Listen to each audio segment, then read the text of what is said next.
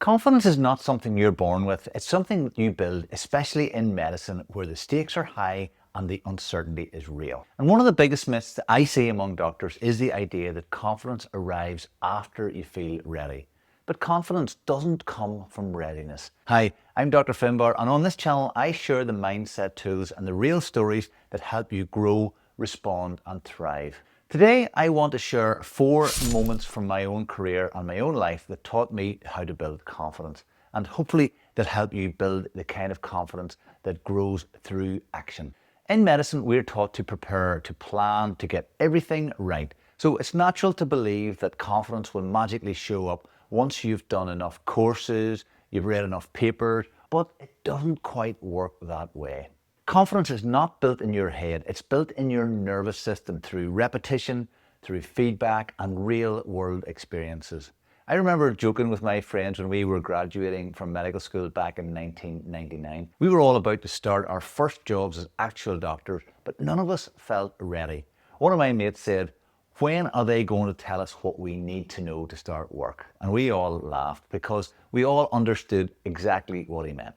Albert Bandura, the psychologist behind self-efficacy theory, found that the strongest source of confidence is what he calls the mastery experiences. Those are moments when you do something difficult, you survive it, and you realize, I can do this. Let me show you how this played out in my own journey. When I returned from a sabbatical in Australia in 2013, I spent the year developing skills in dermoscopy and skin lesion recognition. And I'd been teaching medical students since before that in 2003. Standing in front of students felt natural and comfortable. I was confident that I could answer all their questions. Then, around about 8 years ago, I had to give my first talk to a room full of GPs. They were my peers, people whose opinions mattered, people that I respected. And suddenly, I felt really intimidated. Imposter syndrome showed up. A reluctance to present that I never felt teaching the students. Now, during that first talk, my voice wasn't as smooth as usual. I was hyper aware of everything, but I got through it. And afterwards, something happened that changed everything for me. I got positive feedback, real, warm, supportive feedback from my colleagues. The next talk was easier, and then the next, and then the next after that.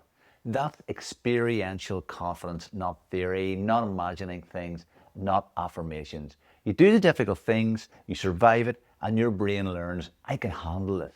And this is exactly what Dweck means by the growth mindset. The belief that your abilities are not fixed, but developed through effort and action. Growing up, I played Gaelic football and basketball and I ran, but I never personally won anything. And because I never won, I never expected to win. I absorbed the identity of someone who tried hard, but wasn't exceptional. In my late 30s, I got into triathlon, not to win, just to test myself. And the strange thing was that I got better. Then I got faster and then competitive. And suddenly the old story didn't match the new reality. I started to believe that I could win, and then I actually did start winning.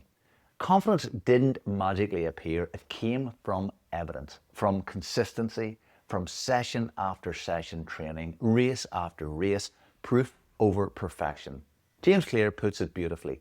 Every action you take is a vote for the type of person you want to become. This is identity level confidence, and it's available to all of us. The next place confidence showed up was in my own private dermatology clinic, presenting skin cancer cases to the multidisciplinary team. And early on, I felt completely out of my depth. There were consultants and surgeons, pathologists, all in the one room, and here was I, just the GP presenting these cases. Imposter syndrome again. The sense of hierarchy, the fear of being judged. But while my fear was growing, so were my skills, my experience, and my value to patients. And the consultants that I feared, well, they turned out to be really supportive, collaborative, and respectful. That's when I realized something crucial. Confidence grows fastest when it's not about you, it's about the people that you serve. Once I focused on the best outcome for my patient, the intimidation faded, purpose became my confidence. This is emotional agility, what Susan David describes as the ability to feel discomfort but choose your response. There's a message from Simon Alexander Ong that really resonates with me. He says that confidence isn't about everything that's going right, It's about trusting your ability to bounce back stronger, that you've already survived every hard thing that you've ever faced, so you shouldn't doubt your ability now. He talks about confidence as a skill built one decision at a time. You try, you learn, you get better. Competence grows and confidence grows with it. The final story I want to share with you is about my accidental Ironman. I didn't train for an Ironman, I didn't plan it, I didn't even choose it. I was accidentally entered into the full Ironman instead of the half distance, and I discovered my mistake only a few days before the event. Now, I had every reason to pull out because I wasn't prepared, I wasn't ready, and I wasn't in the condition required. But people back home said, Finbar, you'll do it. They believed in me before I believed in myself. And sometimes confidence begins as borrowed courage. So I made a choice. I wouldn't react with fear, I would respond with curiosity. What if I just tried? And so on the day, I didn't overthink anything. I relaxed, I stayed present, and I enjoyed the experience. And somehow I completed it. Crossing that line didn't just give me confidence.